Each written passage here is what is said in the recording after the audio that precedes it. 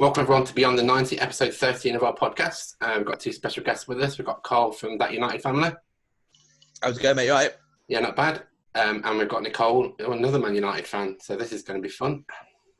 Hey, all right. Yeah, not bad. We've got Neil here as usual. And we've also got James in a very special kit for us audio listeners. So weeks and weeks ago, we were 14 points clear of United. I stupidly said to Nicole that if you finished above us, I'd wear a United kit on this podcast. So I've got this lovely pink kit on. Dumbass. Yeah.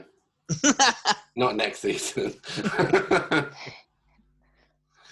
I wondered if we'd have finished above you, wouldn't Nicole be here in a Leicester kit? No. At least you're honest. I'm not going to lie to you. I respect you. I wouldn't be doing that. My mum just told me. Right, so let's get started. Expectations, first of all. So I'll start with Neil from our side. Neil, expectations start of the season. What were you expecting? Did it fulfill your expectations? So coming into the season, we were looking at potentially getting Europe, but we knew it was going to be quite hard to get that with the competition that there was. We started off really well, but it could have gone anywhere. So knowing Brendan Rodgers' history of not just with Celtic, but just with Liverpool as well, we could have done something good. The team were in a good position and we started brilliantly. But then as games went on, it was just after January, it all seemed to fall apart. And slowly but surely, we'd lost points and points and points and points. And size went down the table. Overall, I'm happy that we've got Europa League. But from the position we were in January to come down as far as we did, I think it's kind of inevitable, but we're actually getting back to our level. The thing is, pushing on from this season to next season, this is going to be the real challenge with Europa and also taking on people like Tottenham and Everton and Arsenal that they'll have their game together more. I think that's the main issue coming into next season. Yeah, I think you're right from our point of view. I think expectations, we wanted to break the big six. I think we did that. It's just pushing on from here what we can do next season. Obviously, we've got a busy transfer window coming up. Will Chilwell go? Will a few others go? Who's coming in? Anytime will tell. Nicole, across to you. Expectations at the start of the season?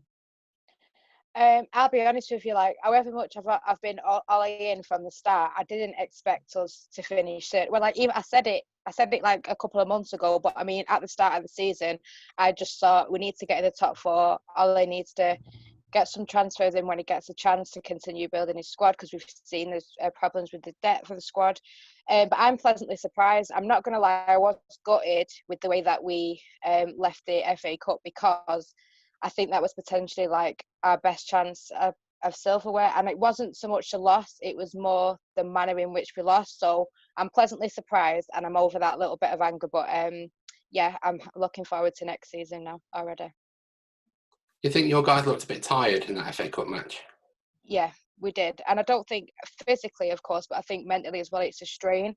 And I think that's why now I'm more looking forward to the Europa League, because, I never thought I'd say that, by the way, but because the pressure is off. We've got that third spot, and I think it's just a chance for the youngsters to have a bit of fun, rest our strongest players, and then nothing to lose and everything to gain, really. It's just a bonus. So, yeah. You think you've got a chance in the Europa? Yeah, why not? Does it matter anymore? It does matter. It matters to me, because however much I'm pleased that we're in Champions League next season, it's still United. I still want to see us winning trophies, and I'm dying to see Ole win a trophy just to shut a few Ole hours up, to be honest with you. So yeah, why not? It's 2020. Stranger things have happened and are happening. So that's great. Karl, what were your expectations? Yeah, no, I never thought, to be fair, I didn't think it would have been anywhere near top 4 or 3 or any Champions League spots, if I'm honest. I did an interview at the start of the season with Sky, and I literally said we'd finish 7th or 8th because the transfer window was that bad. Obviously, without missing out on Bruno, which was one of the biggest, we needed him at the start of the season just because Pop was getting pelters from left, right, and centre.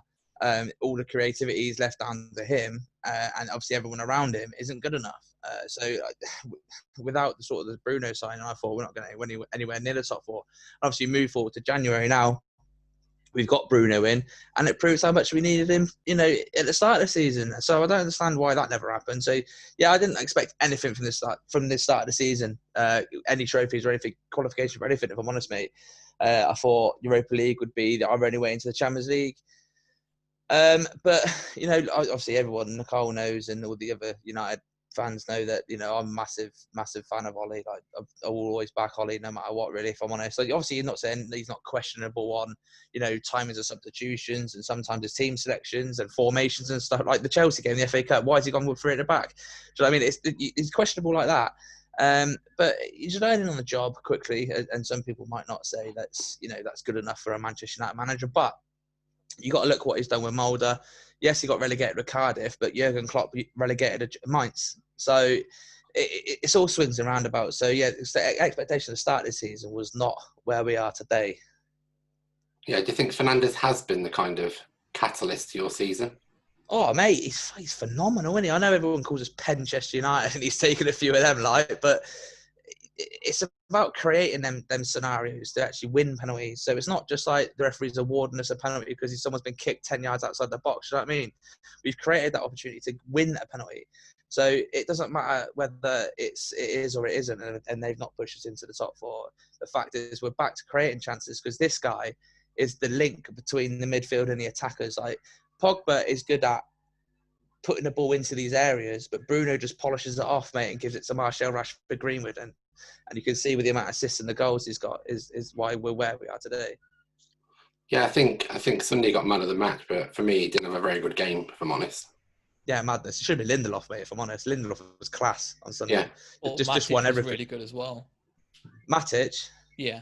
Yeah, he's done all right. He just signed a new contract, and since he signed his new contract, he sort of just sacked it off a little bit. Not played so well. Whether it's just he's like 31, so he might be tired. He might be a bit leggy, like because he's playing 3 games a week. But he's another one that's key in that midfield. It's not just Bruno. Matic has been so good the last sort of since lockdown. Just that nice stronghold in the middle that shores up the midfield. It just releases Pogba a little bit to do what he wants, and he just mops everything up, mate. And he's better than Fred and McTominay in passing the ball forward. Like Matic breaks a lot of lines where McTominay will go sideways, backwards, and Fred just gives the ball away willy-nilly. But yeah, he's been class, mate. Okay, what are your highs of the season then, Karl? Staying with you. Oh, fucking 3rd, mate. Absolutely buzzing. I can't believe we got 3rd. I really don't. You lot are a bunch of bottlers. Unbelievable. No disrespect, by the way, boys. But my brother-in-law's a Leicester fan, mate, so I'll get away with it a little bit. No, but yeah, finishing in the top 3, which is mental. It's just mental, mate, especially with the team that we got or had at the start of the season. We were like 14th when ESPN put us in a relegation battle thing on their news channel. Weird. Yeah, madness, isn't it?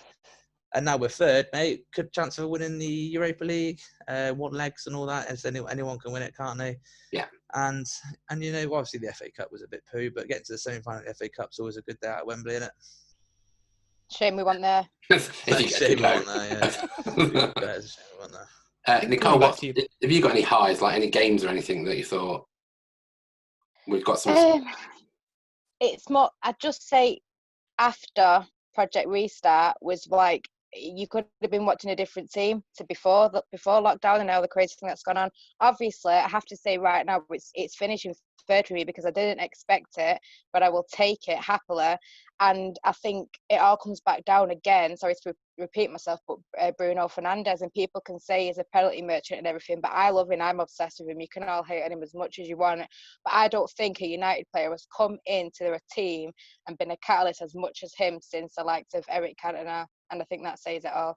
So it's I think more than anything, it's just enjoying watching United again. I can't say I've done that for a while, genuinely and continuous. Not every game, you know, we've had slips and stuff like that, but I'm just enjoying my football again and feeling positive about the next season as opposed to like how far we're going to drop.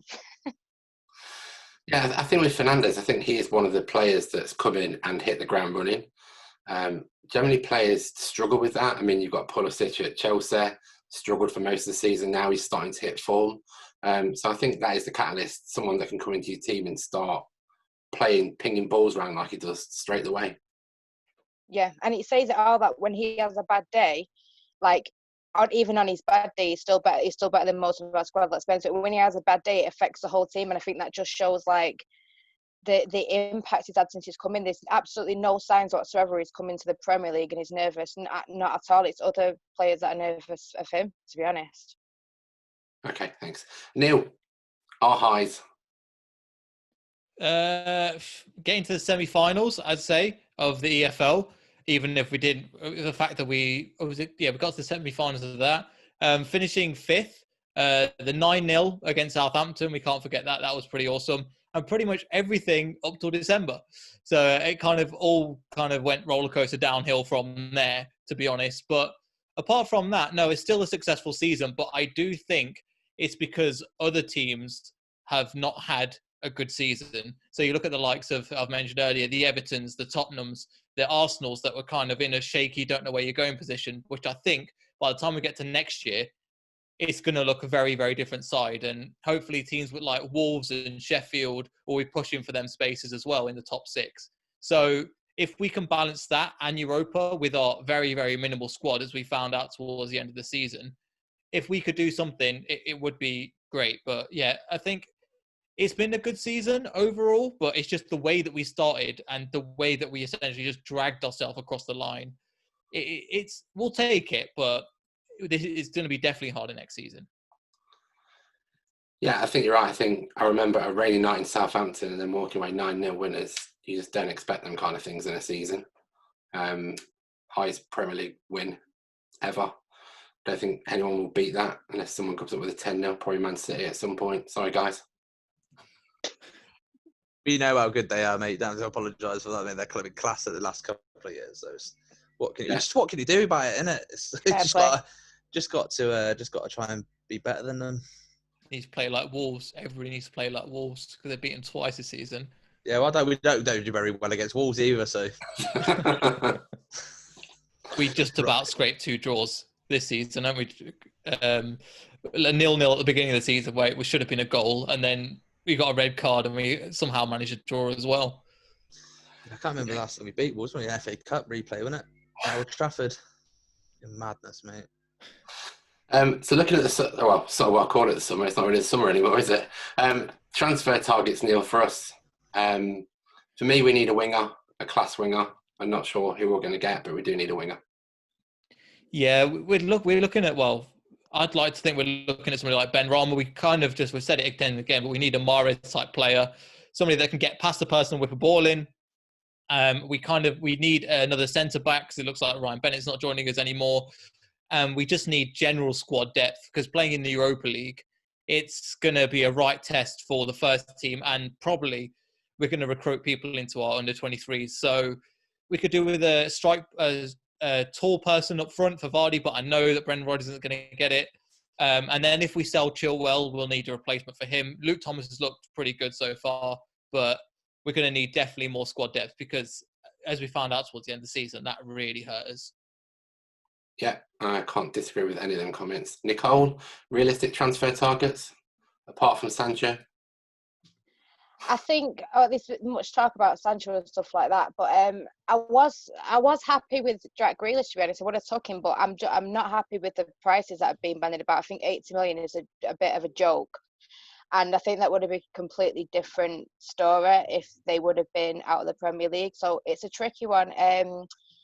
I'm still not 100% on the defence because I've said many times, Bailly frustrates me so much because I think he'd be brilliant with Maguire, but he's just, I don't know, he just turns to glass and just breaks all the time. So I wouldn't mind going in for another central defender. And I also, Grealish and Van der Beek, if not. And to be honest, I think like you guys were saying, it's also about squad depth with us because that's when Ole struggles the most, is when his plan A isn't working and he has to go to that plan B. It's just having players on the bench that can come on and change a team. And I think it's more, aside from the Sancho, I think it's more getting players in that are willing to be squad players as opposed to like spending ridiculous amounts of money on every position and promising them starts all the time. I think it's much more than that.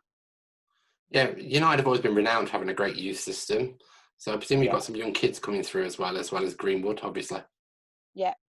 That's another thing I admire about Ole. I think he's got his signing spot on. I know there's talk of James and stuff like that, but he's still very young. I still think he's got potential.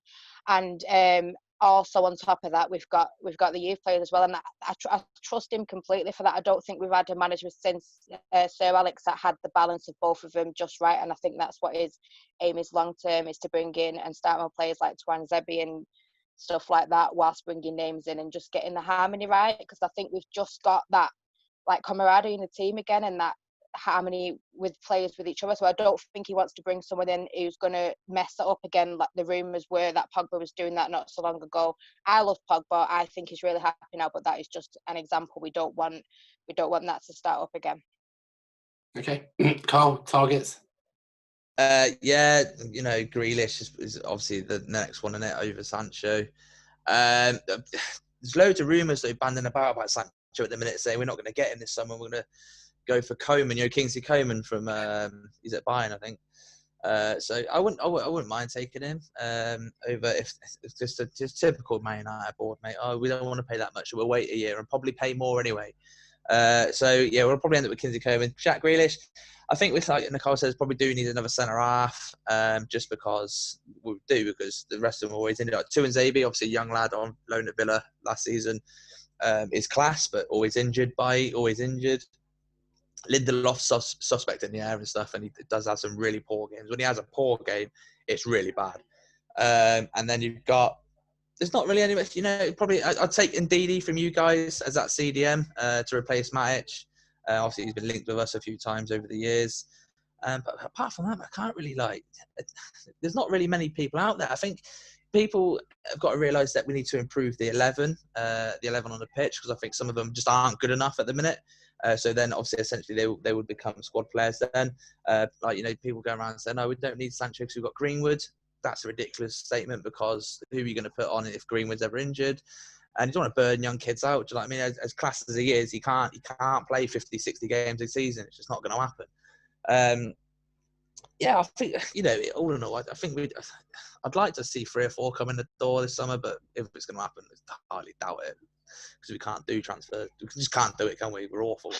So I just don't know. I don't know. It's up to the club, and if we can get Sancho, Grealish, and someone else a centre half, maybe, then I'd be happy with that. Yeah, I think Sancho has been around for a while. I've seen some ridiculous prices quoted, anything between 80 and 120. And I think he had a bid rejected last night. I don't know what the bid was. But it could be another Maguire case. I know your first bid for Maguire was 40 and he ended up going for 80. I think because you're United, I know you've got the money, and it's kind of like, we'll put the price up as much as we can. Yeah, it's a blessing and a curse. Yeah. I think it happened with Bruno as well. Wanted to pay 30, wanted to pay 35, ended up paying 47. It's just, mate, it doesn't help with our board as well, and we've got no director of football. Our club's run by people that don't know football. Ed Woodward's a banker. The Glazers are, not saying Americans don't know anything about the English game, but they're American football club owners, so they're not really interested. They just bought the brand essentially and milking what they can off the top of that. And it shows though. It shows in the recent years. And obviously Fergie, they had the club when Fergie was in charge, but Fergie was a different kettle of fish, mate. He could manage me and we'd win the Premier League. Do you know what I mean? So it's one of them where you could manage me and I can't run. Exactly. I think we've got away with it for so many years just because he's so good, and now obviously the cracks are starting to show. Yeah. So do you think Ellie will stay for a full season next season? Yeah, he's got to, isn't he? Can't start a job and then not keep him on, essentially, because he's been class. What he's done at the club is way above anyone else, like Van Gaal, Moyes, etc. Moyes was a bad appointment in my eyes, just because he's just never gonna. But not even, I don't even think it's his fault, actually. That's silly for me to say, because anyone that comes in after Fergie's going to really struggle because everyone's so spoiled. Do you know what I mean? So, but Mourinho was always a tough one because Mourinho, Louis Van Gaal is just too old, and he wasn't there for the sort of the long game. And I think Ollie's a perfect appointment. The fans love him. He's worked wonders with what he's got in front of him, and he needs time. As much as people don't like him, but fans that do love him will stick by him forever. Do you know what I mean? Just not because he's a club legend, but because what he's done on the pitch. The football's improved massively over the last 2 years he's been in now, season and a half. Do you know what I mean? So now it's like PSG, even finishing third this season, mate. He's got to stay and finish his job. Yeah, I think you're totally right. And I think it's also good to see clubs sticking by a manager, because there's so many knee-jerk reactions. You came third, you might not win anything this year. Lots of clubs have just got rid and gone, and we need someone better in. Madness, mate. Look what happened to Spurs. Sack Pochettino. It's not really gone that well, has it? They've got Mourinho back in, causing trouble again. Doesn't work most of the time. Just getting people in. You need solidarity. You need a structure and it comes from the top as well as the bottom. It comes from the top of the owners who are struck. You guys have got to bang on. Like the way your club's run is fantastic. So at the top, it's brilliant. The managers, the players, and the tea ladies, they all need to be in line and know where the common goal is. Do you know what I mean? And if you can get that right, then you're onto a winner. Yeah, and I think you're totally right. And I think our owners, well, we've been renowned of how good our owners are. It always goes back to the fans, the community. So we're quite impressed with our owners. I know, but you don't see owners like that anymore. A lot of owners just there for the brand and just to get the money. Mike Ashley, great example of that, running Newcastle into the ground. Terrible. And the thing is with Newcastle as well, such a big club, like a one city club, right in the middle of the stadium's right in the middle of the city. It's massive. Do you know what I mean? Even when they were in the Championship, they were still pulling in 55,000 people. Do you know what I mean? How often do you see that? It's nuts. And it needs to be sorted out. Really. Look, you go all the way down the leagues to Bury. Some guy bought them, run them into the ground, and they're no more. It's just mad, mate. And the Glazers are even worse because we still owe 166 million pounds in transfer fees, plus the hundreds of million pounds of debt that we got, and they're taking bonds out. Like people I've never even heard of are putting hundreds of millions of pounds in their pocket just because they got the Glazer name. It's mad. Don't get me started. I could go on for ages. Don't get me started. So one thing I wanted to touch on was around fan bases. Obviously, Man United's fan base is probably the biggest football one in the world, probably rivaled with Madrid, Barcelona. And I see online a lot of fans behind keyboards, Ole out, just being really nasty to their own fans. I know, Nicole, I think you've been subject to that over the last few weeks as well. I just wondered where it comes from and how to deal with it. I mean, I suffer from anxiety. We've spoken about on this podcast before with Matt Piper, who's an ex-Leicester legend, around what he deals with. Neil spoke about it as well. So I just wondered how you guys deal with it, with having such a big fan base. Well, with me, it's not really there isn't really a one size fits all, and I don't think it wouldn't be smart for me to say, oh, this is how you deal with it, and then someone's like, oh, that doesn't work for me, because I think it's completely dependent on you, how you feel that day. I can go weeks and weeks and weeks getting so many comments and just scroll past them, no matter, and then I can be having a bad day, whether I'm anxious, I've had a panic attack that day, I'm feeling insecure, whatever, especially this year, and then one comment can just tip me over the edge. And for me personally, I just have to have a little break. I have to just like turn my phone off for a bit, shove a film on or something, or some tunes, and just get lost for a little bit. And I have to remind myself, and for anyone watching this as well, you are not the issue, they are the issue. Because consider for 1 minute waking up in the morning and your goal that day to be going onto the internet to abuse someone, and if you get likes, you're going to buzz up. Just imagine how much of a sad, lonely person you have to be to do that. So I'd rather be me, I'd rather be authentic, and if people dislike me for that, then that's on them, it isn't my problem. And my motto is just keep swimming. Thanks, Dora. That's my motto always. Carl, what's it like with you? Because obviously you run that United family. So do you get things? We do get pelters a little bit. Me and Emma are sort of totally different in the way we deal with things. Like if Emma gets negative comments, she'll get dead down about it and stuff. And it, like Nicole says, you can't it's not one size fits all. You can't just say, right, this is how you do it, because it doesn't work. Like I say, just block and ignore, and don't ever respond. But Emma just she'll get dead down about it. It's just madness. Like it seems to be like negative sort of a cloud gains a lot of following. And I don't understand, like you see all these LUG whatever they are, Mike account, I don't know if you've ever seen them on our side, like all these guys just negative, everything's a negative, and people follow it, and there's more people I can mention. But yeah, it's nuts, mate.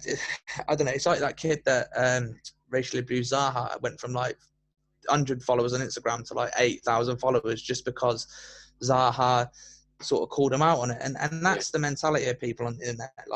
And if you look at these accounts that do give out grief to people willy-nilly and for no really reason. Most of them are faceless accounts. Like The eggs. Yeah, they're eggs. Yeah, they're either pictures of Bruno Fernandes or whoever else, and there's no name. There's not. It's just mate. And I think the social media sort of companies, Facebook, Twitter, and all that, need to do a bit more about sort of validating an account. You've got to give your name, a passport, a birth certificate. You know, you've got to be 16 or whatever it is, 18 to join these sites. And you've got kids at 12, 11, 10 just handing out abuse to grown people, and there's no trace of them. Mate, it's just mental. But yeah, my thing is block and ignore, mate, and just get on with it. And then it's what it is, isn't it? Yeah, I want to bring Neil in it because Neil's done quite a lot of work recently. Radio 5, I think. He's also done quite a few channels. So Neil, do you experience anything like that? Because I know you've been on, I think, Chelsea Fan TV, haven't you, recently? To be fair, mate, I've had it quite easy. I keep off. So I think, you know, I was asking James how to use Twitter earlier because I don't have that much stuff on it. Fortunately, I don't tweet that much. I keep it to, I think I've got like 100, 120 tweets in total. So I'm still looking at big accounts going, you've tweeted like thousands of times. This is crazy. So I just kind of keep myself to myself, and I'll tweet out kind of positive stuff. And I don't know, it might come one day, but I think James knows. I've not really had to deal with it, to be honest, which is quite fortunate. But at the same time, I'm just like, I'm not looking for it at the same time. I'm happy to do the show, talk to you guys, and then just kind of, this can be this, and I know how you guys are reacting to it, instead of like other people twisting your words in the way that other people say, oh, he meant this and he meant this. So I just kind of, I leave it, then again, I just leave it, and I've just switched off all my Twitter notifications so I don't get any. So it's quite nice that way. Sweet. I tweeted today, right? I was like, just on twisting words and stuff. And I think it might come down to the size of the fan bases without sounding disrespectful. Like, I tweeted Callum Wilson to United, ? Talk to me, ? And I've got pelters. Like, it did really well, right? As in interactions. I'm not looking for that. I'm not like some sort of like weird influencer or whatever. But like, it's got a shed of replies, a shit ton of replies. Oh, sorry, I swore. A shed load of replies, and likes and stuff. But it's all like, oh, you don't know what you're on about, or what you're on about, or your standards are lowered. This is what the Glazers has done to you, and all this stuff. And it's like, it's not even me saying that I want Callum Wilson at my football club. It's what you saying about Callum Wilson. Don't get me wrong. There's loads of replies. I'm like, no, I'd rather take so and so, or you know, I don't. He's always injured. But there's always like that minority of people just like, you an idiot, mate. What you want about? Do you know what I mean? It just needs to stop, if I'm honest. This is a line. This is like my point before. I tweeted before. Like, I can disagree with you while still respecting you. I think some people just don't know how to disagree anymore without giving personal insults out or something like that. And it always comes, I don't know whether it's with me because I'm a female, or I don't know, it always seems to come back down to looks. And it's like, haven't you not got like that much intellect that you can actually have a decent debate and say, hey, here's what I think, but fair enough. Do you know what I mean? Fair play, as opposed to, oh, you look like this and you look like this. I'm like, all right, thanks, egg. Goodbye. I know what you mean. I was looking through the Leicester pages today around transfer rumours, see if we can get some comments going. And every single transfer rumour that someone said, oh, I wouldn't mind this person at the club, their own opinion, they just get pelters left, right and centre saying, well, why would you want him? He's useless, he can't do this, he can't do that. And it's just someone's opinion. No one respects their opinion. They just say, I understand what you're saying, I don't agree with it. But you don't get that. You just get name calling, personal abuse. It just doesn't feel right to me. But if you look at, so these are the people like in my situation are going, I don't want Callum Wilson. Have we been relegated and all this? Why are we buying players from relegated teams? These are the people that want Nathan Ake. Do you know what I mean? And it's like, what's going on here? He plays for the same club, mate. Do you know what I mean? It's just like opinion is never right and opinion is never wrong. Do you know what I mean? Opinion belongs to you. This is what I keep saying. Like, people say, no, you're wrong. I'm not trying to be right or wrong. My opinion belongs to me. I'm not trying to wrap it up and give it you as a present, hon. Chill. We had one recently, because our channel's still like growing, still kind of small, where we've had our first like weird kind of pretend troll hate comment. So he's gone, Leicester are trash, and we knew Brendan Rodgers was the bottle manager. They're so crap.